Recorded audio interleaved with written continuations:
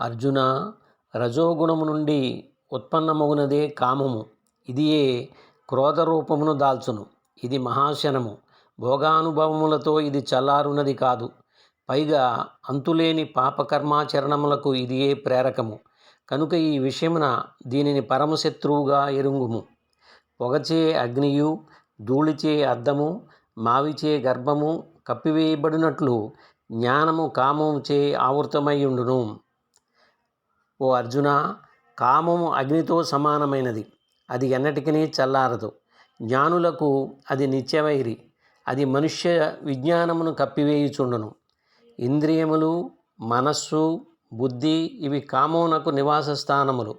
ఇది మనోబుద్ధీంద్రియముల ద్వారా జ్ఞానమును కప్పివేసి జీవాత్మను మోహితునిగా చేయును.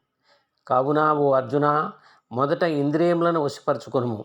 పిదప జ్ఞాన విజ్ఞానములను నశింపచేయునట్టి మహాపాపి అయిన ఈ కామమును అవశ్యముగా సర్వశక్తుల నుండి రూపుమాపుము. స్థూల శరీరము కంటెను ఇంద్రియములు బలీయములు, సూక్ష్మములు, శ్రేష్టములు అని పేర్కొందురు. ఇంద్రియముల కంటెను మనస్సు, దానికంటెను బుద్ధి శ్రేష్టమైనవి. ఈ బుద్ధి కంటెను అత్యంత శ్రేష్టమైనది, సూక్ష్మమైనది ఆత్మ.